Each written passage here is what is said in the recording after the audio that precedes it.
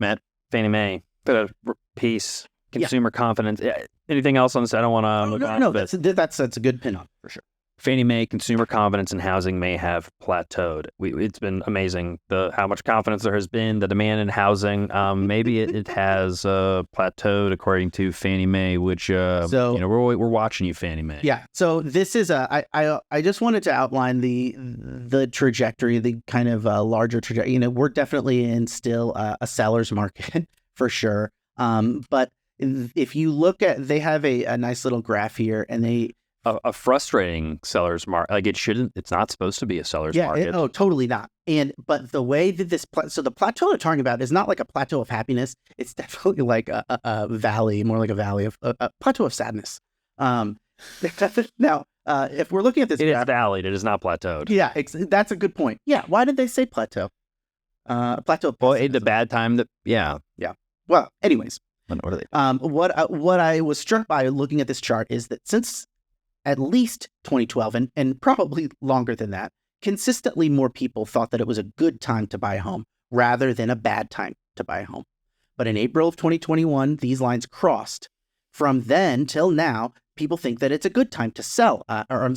People think that it is a bad time to buy a house. Now, the numbers for selling are about equal. If they think it's or it gets messy. If you measure good time to buy against bad time to buy, that's a lot. You get 100%. But there are plenty of people that think it's a bad time to sell at the same time they think it's a bad time to buy. That makes sense. Yeah, it would totally make sense because then, you got to go buy. But anyways, we got to buy it. These crisscross. So the general optimism about about buying a home, it became it turned into the negative essentially. Yeah, but people are still buying homes. And that is a good point. And that's where you get into the idea like relative. It's like relative to what. I wonder if this is a function of of low market volume. If so many people think it's a bad time to buy, and people are listing their house. The golden handcuffs. Everyone's got a mortgage rate below 4%. So there's a lot of people selling right now. Yeah. But there are a handful of people that still really want to buy, and then someone who needs to sell. And there's there's enough buyers and sellers. You can still have price stability with low volatility, and low transactions. I mean, and again, that's not too dissimilar. It's a little different, but it's not too dissimilar. What's going on in the multifamily space? Yeah. Is that still, Matt. Mm-hmm. The prices that we're seeing on some assets, not all, we're seeing some deviations and different niches here and there. And man, it's competitive in Indianapolis still. But it doesn't make the reality that some of these sellers and brokers, the planet that they're living on, I am not familiar with it, where it is and what basis. And I don't think, we don't know what the price should be. We know what we think is a reasonable price to pay for it. Yeah. Based on just doing it and having investors and doing a lot of deals and watching the market constantly. Yeah. And we're so far. On most deals, there's a couple deals that were close. Yeah. But they're the big ones. Oh, interesting. What we're seeing. Don't tell anybody this. We're in our typical range of, I don't know, call it 15 on the low end to $60 million. Yeah. Still, there's enough buyers in that range, whether it be 1031, somebody just aggressive, whatever. There's still enough buyers that are bidding it up to where it's kind of like a medium size. Yeah, medium size, middle market, I guess. Yeah. But it's on the bigger deals, the institutional deals. Now I'm talking 75 over $100 million, not as much competition, even though there's a lot of institutional money that will need to get deployed at some point. A lot of those big players are pencils down right now. They're not transacting. So it's in that higher price point where I think the most opportunity we are seeing is in deals that are 90 million and above. Yeah, that's really interesting. Yeah. Because those wheels, maybe it's easier for smaller organizations to. Yeah, there's a lot of syndicators out there just run around trying to make it work. And, a lot of those guys are I'm not going to raise $30-40 million right now. Yeah. We don't mind going big game hunting. Yeah. Yeah. Heck yeah. I mean, I don't, it's because the deals make sense. Yeah.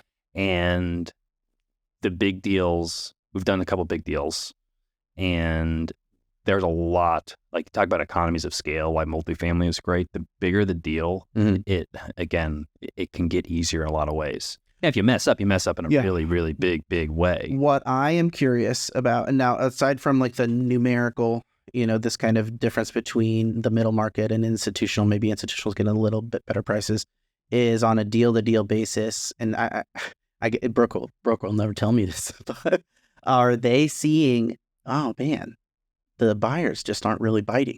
What's that trend? Has it been easy sailing? I'll ask for 50, they're giving me 50. I'll ask for 60, they're giving me 60. Or are they like, oh, now they're coming in 1 million under. Now they're coming in a couple more percentage points under. And like that would be really interesting to know, is how many bids were under a little bit, and by what percentage. I can tell you what I've seen in my experience recently, and it's mostly focused in the Midwest, Indianapolis. So it's not a national perspective. It's relatively local, but often see some trends. Anyway, what we're seeing is that there's not a lot of buyers close to where, the whisper price. Yeah. No one's really getting to the whisper price. Okay. But we're seeing 1 or 2 buyers. There are consistently 1 to 2 buyers that'll be in an offering. First off, there's a fraction of potential buyers. It went from 20 to now that's like 5. Okay, so that's a big point already. Maybe some more on a really competitive deal. Wow. It's a fraction of people who are making an offer. You'll get 1 or maybe 2 that are close, and then 10 to 15 to 20% below that is everyone else. And the ones that are close are either like 1031 exchange money, like they have to place a deal and they're going to save a lot on taxes. And so they're like, guys, let's just do it. So let's pay up. Sometimes it's a basis play. We get guys coming from New York, California, they come into the Midwest, and they see a price per unit that seems low. They don't realize it's in like the worst part of town, and they buy it. So that happens too. But the amount of 1031 buyers, the people who are just paying that top whisper price, are getting fewer and fewer and fewer. Now, brokers are like, they're trying to hold the line. They're like, nope, you're way off in your pricing. You're way off in your pricing. But then we're like, are there any offers at that price? And they're like, no. Yeah. But then all of a sudden, occasionally, especially on an attractive deal, someone does come in and pays a stupid price because they're, they were searching the country. Well, it's almost like, it's almost like you counting the wins and not counting the point spread. Like, it seems like, and that's what I hope you only see the winning bid, but if the point spread is suddenly the margins are starting to get a little close, then we could, then hopefully that is some kind of an indicator that the market's getting softer, or at least shifting to the buyer. But I think that the biggest thing you just said is like the fact that there are less people in there. That's got to be a big signal. And as much as the broker's like, no, give them more money, I bet they're going to the seller and saying like, would you consider lowering the price? I don't know how what communication, this is a good question. How would the broker go back to the seller in that situation? Are they like, oh, sure, you can get $1 million. It's the last. I think it's the last thing that like a broker wants to do. Oh, okay. Is just come back to a seller, because they're basically saying like they're having to admit that the price that they told the seller that they thought they could get, they can't get. Because basically you're hiring a broker to go out and get a price. Okay, got it. Or you're going to have to sell it, and you ask the broker before you get into it, like, well, what do you think you can sell it for? And there's a bidding process. Not everyone does this, but like, you go to several brokers and you say, I want you to bid on what you think you can sell this for, and tell me how you're going to do it. And, some put a whole package, or sometimes a presentation, sometimes it's an email of, okay, we did our analysis and we believe that we can sell it for this. And, we think we know who we're going to sell it to or whatever.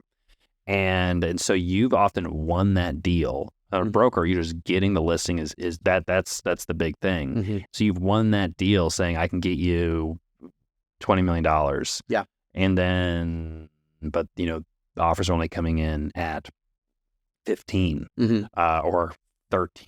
We're way below. In what's I think it is really frustrating to these sellers is sometimes the prices are coming back at what they paid for it. oftentimes. Mhm. A little bit below, but like oftentimes it's like the price that we would need. I don't know how many deals we've seen like this.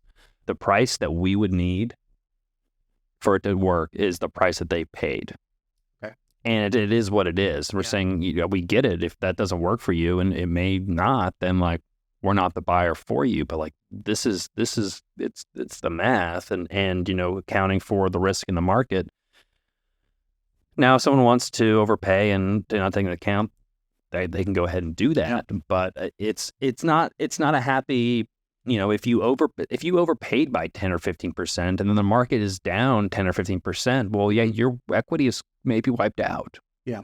If you have to transact today, if you finance where you can hold on for another 5 years, Mhm. you're probably going to be just fine. Well, that's what I was wondering too. Even just in the micro of a single deal, what's the cost of them saying, okay, I listed it at 20, people are only coming in at 18, I want to walk away. They're probably wasting a little bit of money because they've paid for some stuff to get this deal done. But I don't know. You mean the seller? Yeah, the seller, a yeah. little bit. I mean, the brokers pay it on only when they sell it. Okay.